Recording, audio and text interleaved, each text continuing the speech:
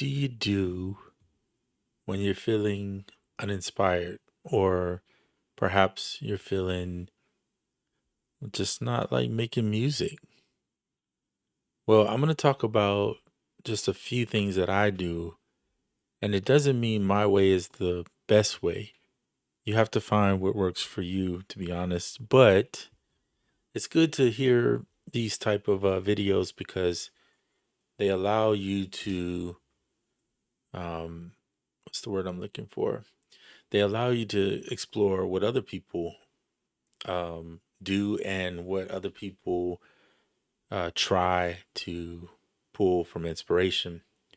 I think my biggest inspiration will always be conversations. And what do I mean by that? Well, talking to people, actually interacting, because usually their experience or what they go through can spark me into coming up with some idea for a song. Of course, you got to live life too and experience your own things, but a lot of songwriters have lived or made careers out of living through other people's experiences. Because as a single person, and I don't mean single like not married, but as an individual, as one person, you can only experience so much, right? Before you need to dabble into other people's experience. So conversations are number one. The other option is scrolling through YouTube. As you can see here, here's YouTube. Sometimes you can come across videos that might spark something, but there's a detriment to that too, and that is you see somebody playing an instrument or doing something cool with a certain device, and you get fixated on, I need that device. So you go down that rabbit hole of just searching that device and so much to where you basically want it no matter what. You got to have it. You can't create. So you have to be careful with fixations on devices. And I say that because I'm guilty of it at times too, thinking that I need a certain device when I didn't have that device before and I was still making music. So it's not the device that's going to make you break free from your, I won't call it writer's block, but your downtime of not making music or feeling like you can't. Now, depending on the type of artist you are, if you're a sample based artist, a lot of times your inspiration may come from just hearing a cool sample. So you may have to go out and search for different types of samples. This isn't a conversation tailored towards one style of music or the other. I'm just putting out there in the atmosphere, these are things that you have to look at. For those that are on desktop, a lot of times maybe a plug-in can do it. And I find this to be the case sometimes when I'm at my point where I'm just like, I can't think of anything else to do. I might try out a Max for Live plugin for Ableton or some other plugin that exists that you can grab and use to try to draw some type of inspiration. This is really good, I think, and usually it's more affordable, so you don't feel like you're breaking the bank trying to just get one thing. So you have to look into that. Part of this is getting to know yourself. So, for instance, me, I want the Diggy Tone, right? That's the one device that I'm looking at that I think might help me draw some inspiration. And this guy, Substan, which I think is like short for substance, to be honest with you. But anyway, he makes some really good packs and things like these Diggy Tales, which is a Digitone sound pack. They're not super expensive, but the Digitone is. So you have to figure out based on that what you're willing to spend, what are you willing to go at to get these sounds. For me, I'm interested in this, like really interested in it, but I don't know if it's going to be the thing that makes me want to make music necessarily because there's always that hype period that you get something and then you kind of like, yeah. And then a week sets in and you realize this device is cool, but it's not really moving you to make any type of music. But that's where these type of packs and things come in handy, or those type of instruments may come in handy. So you'll see sometimes I'll travel to maybe Plug-in Boutique as an example, and I'll see what kind of deals they have on certain plugins. And if it's something that I'm really interested in that will make me move, then I might be willing to grab it at that time if I can afford it.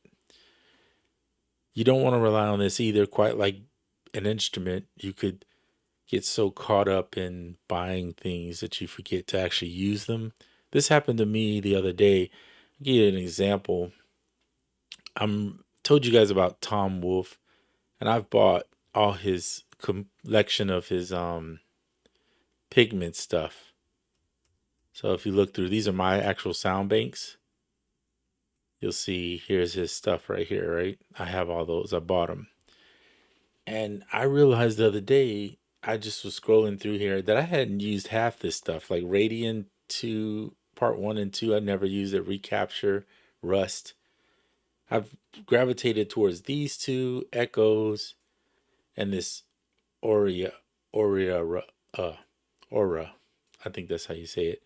But anyway, I tend to gravitate towards two packs, and then I'd live within those completely just ignoring um, this portion here, which is actually still really good.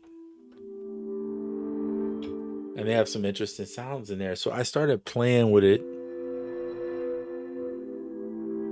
realizing, man, I could come up with some of this stuff I wouldn't use.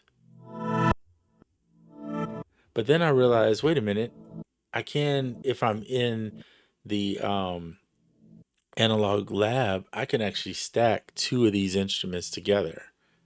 So I started doing that, and then I was like, this sounds pretty good. I'm feeling a little more inspired.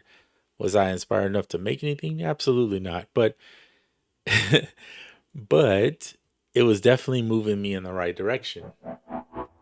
Which brings up my case of a lot of times you need to explore what you already own, right? To know. For instance, him and Audio Juke is another one that I bought. I bought quite a bit of his stuff, and I probably use Soul Search and Nectar the most, but he has a lot of stuff on here that you can, like this one here, Fractal and Distant Worlds. You can see if I start or put a heart on them, I've used them in a song. That's how I do it, at least. So that said,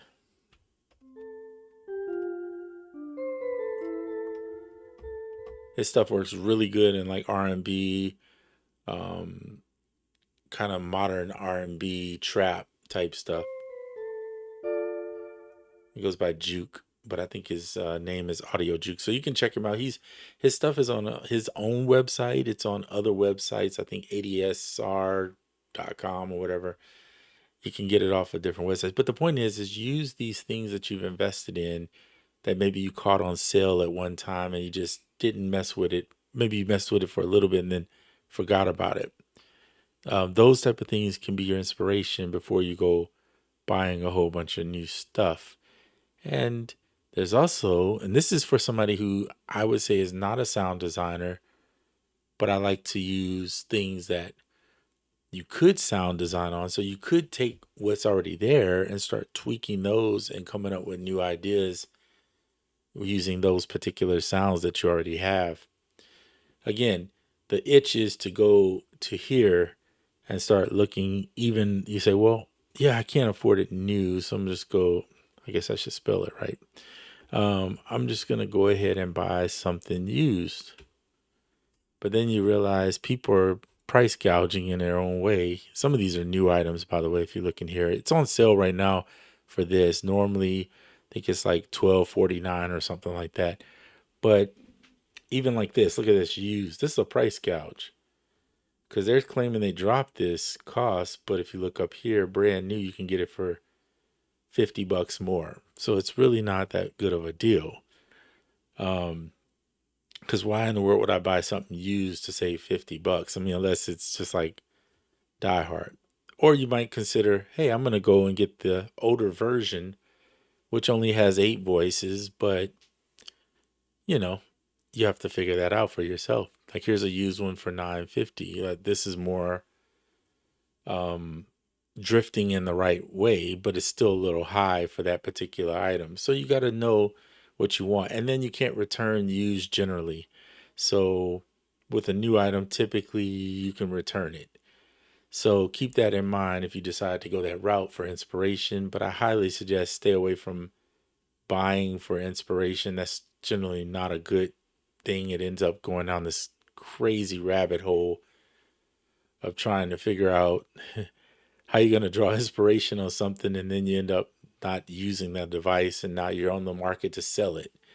So it's just this repeated vicious cycle of trying to find something to get inspiration, and you're becoming more inspired by the thought of buying something than actually using a device.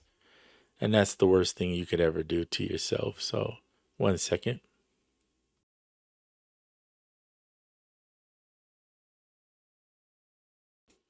Okay, we're back.